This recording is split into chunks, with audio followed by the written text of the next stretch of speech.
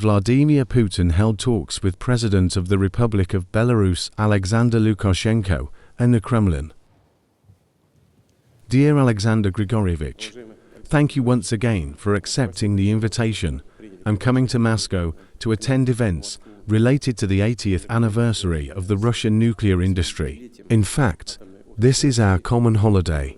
Firstly, because this is the 80th anniversary of the formation of the nuclear industry in the USSR, where we were together. We were together at that time. Secondly, today the Republic of Belarus has become our serious partner in the field of nuclear energy, since the first nuclear power plant was created in Belarus and, moreover, the industry originated in Belarus. The specialists who are currently working with Rosatom even on the construction of nuclear facilities in third countries. And this, of course, cannot but rejoice. As you said yesterday, about 40% of the electricity is provided by the nuclear power plant of Belarus. We created a competitor for Gazprom, which supplied just primary energy, and Belarus bought it. Now he also buys, but, of course, the needs have decreased in this sense.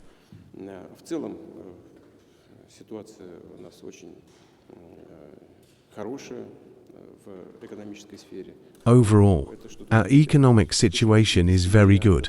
This is something amazing. Our trade turnover exceeds $50 billion, and it continues to grow from such a large base. It has grown over the past year, and over these months of the current year, for the first half of the year. In terms of accumulated investments, for $0.5 billion, Russia is also a leader among Belarus trade and economic partners. In general, we are actively working in almost all areas. The same applies to security issues and ensuring the security of the Union State. By the way, here, as we agreed, everything is going rhythmically in the working mode, and everything is developing naturally. I would like to thank you for your attentive attitude to all areas of our cooperation. I am very glad to see you. Welcome. Vladimir Vladimirovich, you say that I came to the forum, and I couldn't help but come. You said it very correctly. Once upon a time, we did a lot together to develop the nuclear industry. But even today, we have not split up. The nuclear power plant was built thanks to you. Moreover, you fulfilled your promise. You taught us how to build nuclear power plants. Today, Rosatom and I are building nuclear power plants in other countries. The only thing we didn't plunge into, but if necessary, we are ready to consider these issues as well, to weld the reactor, the hull, or any other necessary parts and components. So far, there is no such need. Rosatom is doing this at its Russian plants. And our builders are good. The Russians are very satisfied with our builders. There are a lot of them working. Recently the governors publicly stated this. Therefore, we will build together. The competencies that we have acquired during the construction of the nuclear power plant will be used for the benefit of Belarus and Russia.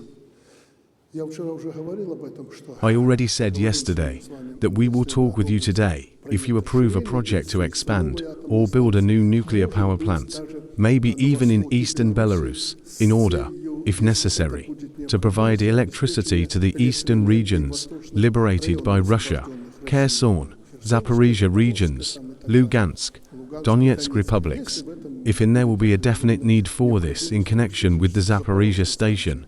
But I must tell you, we were worried too. We didn't have a shortage of electricity. We were worried.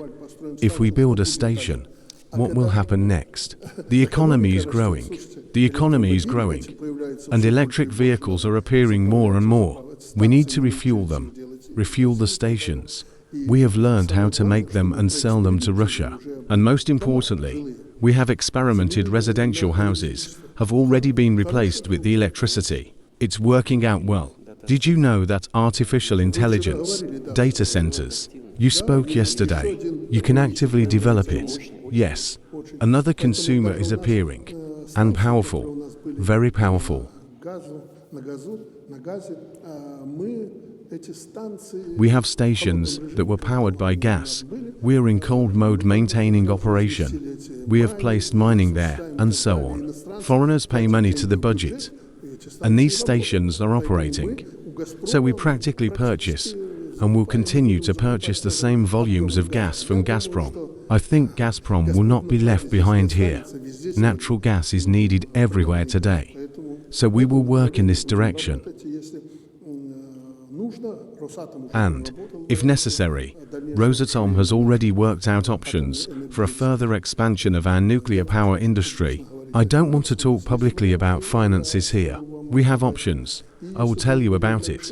And if a decision is made, we will immediately start installing a new power unit or a new station. If there is such a need in Western Russia and in the liberated regions, the government will do the math. There is no question of financing at all. If there is a consumer who will take electricity and pay the required tariff, this is not a problem at all. That's the most important thing. There are a couple of issues that we usually have to decide on at the end of the year, even one issue of bilateral relations. But what's there to hide? I would like to discuss with you a number of regional issues. You know what we have? Well, they say that we meet often. It seems to me that we haven't met for a long time. And there are a lot of issues that we will discuss today and make appropriate decisions. We will discuss them. Thank you very much.